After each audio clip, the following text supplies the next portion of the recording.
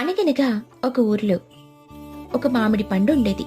మామిడి పండు చాలా అందంగా ఉండేది. అలాగే చాలా తెలివైంది కూడా.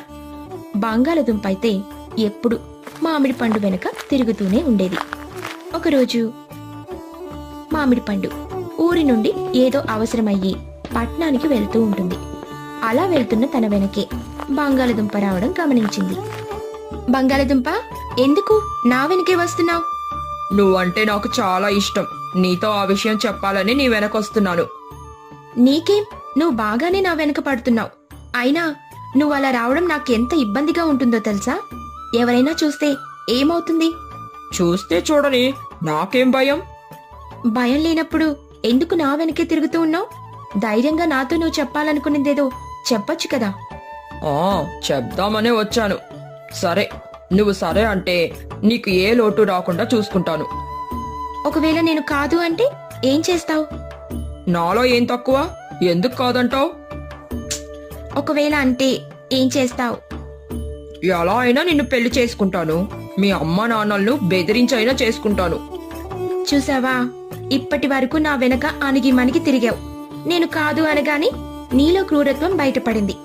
నువ్వు నా అభిప్రాయాలకు గౌరవం ఇవ్వకపోగా బలవంతంగా పెళ్లి చేసుకోవాలని చూస్తున్నావు. నీలాంటి వాళ్లను నేను పెళ్లి చేసుకోను. ఇక వెళ్ళు. దాంతో బంగాళదుంప కోపంగా ఇంటికొచ్చేస్తుంది. ఎంత కొండ కావరు మా మామిడి పండుకు అందంగా ఉంటుందని బాగా పొగరు పట్టింది. నన్నే కాదంటుందా?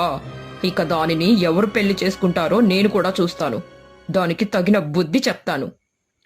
ఈ విషయం జరిగి కొన్నాళ్లు గడిచిన తర్వాత మామిడి పండుకు వంకాయకు పెళ్లి కుదురుతుంది.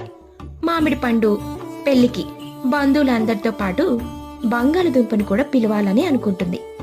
కానీ బంగాళదుంప అనవసరంగా గొడవ చేస్తుందేమో అని మానేస్తుంది. తర్వాత గుడిలో అంగరంగ వైభవంగా మామిడి పండుకు వంకాయకు పెళ్లి జరుగుతుంది. వంకాయ చాలా మంచివాడు. మామిడి పండును చాలా జాగ్రత్తగా చూసుకునేవాడు. మామిడి పండు, మన పెళ్లి పెద్దలు కుదిర్చిన సంబంధం అవడం వలన నీ ఇష్టాలు పూర్తిగా తెలుసుకోలేకపోయాను. నా దగ్గర నువ్వు ఎటువంటి మొహమాట పడకు. నీకు ఎలా ఇష్టమైతే అలా ఉండు. మీ మంచి మనసుకు కృతజ్ఞతలండి. మీరు చాలా మంచివారు. అందరిలాగా భార్య అంటే వంట చేయడానికి మాత్రమే అనుకోకుండా నా ఇష్టాలకు గౌరవం ఇస్తున్నారు. మీలాంటి వారు చాలా తక్కువ మంది ఉంటారు. అది సరే కాని నీ లక్ష్యమేంటి? నువ్వేదైనా చెయ్యాలనుకున్నావా? నాకు మన ఊరిలో బేకరీ పెట్టాలని ఉందండి. ఈ విషయం మా అమ్మ నాన్నల్ని అడిగితే ఆడపిల్లవి, నీకెందుకు వ్యాపారం, చక్కగా పెళ్లి చేసుకోక అన్నారు. దాంతో నా కల కలగానే మిగిలిపోయింది. నువ్వేం బాధపడొద్దు మామిడి పండు.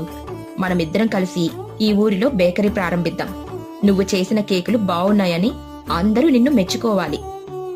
నిజంగా మిమ్మల్ని పెళ్లి చేసుకోవడం నా అదృష్టమండి. మీకులాగా ప్రోత్సాహం ఎవ్వరూ ఇవ్వలేదు నాకు. అలా మామిడి పండు బేకరీలో కేకుల్ని ఎలా తయారు చేయాలని రోజు నేర్చుకుంటూ ఉంటుంది. కొన్నాళ్లకు వాళ్ళిద్దరూ కలిసి బేకరీ కూడా ప్రారంభిస్తారు. వ్యాపారం బాగా జరుగుతూ ఉంటుంది. అయితే వారిద్దరికి పెళ్ళయి ఎన్ని సంవత్సరాలు గడిచినా కూడా పిల్లలు పుట్టరు. దాంతో మామిడి పండు బాధపడుతూ ఉంటుంది. ఒకరోజు బంగాళదుంప వారి బేకరీకి వస్తుంది. ఏం కావాలండి? నేను మీ బేకరీలో కేకులు కొనడానికి రాలేదు. నిన్ను పెళ్లి చేసుకోకపోవడం మంచిదైందని చెప్పడానికని వచ్చాను. పిల్లలు కనలేని దానివి కదా. అమ్మయ్యా, నాకు మంచే జరిగింది. ఆ మాటలు విన్న మామిడి పండు బాగా ఏడుస్తూ ఉంటుంది.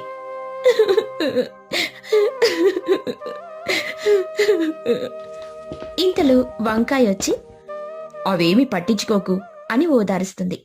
ఒకరోజు వాళ్ళిద్దరూ పట్నం వెళ్లి తిరిగొస్తూ బస్టాండ్లో బస్సు కోసం ఎదురు చూస్తూ ఉంటారు. అప్పుడక్కడ ఒక చిన్న టొమాటో ఏడుస్తూ ఉంటుంది.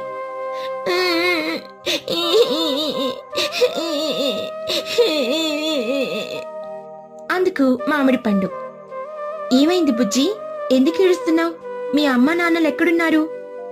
మా అమ్మ నాన్నలు చనిపోయారండి. నాకింకా ఎవ్వరూ లేరు.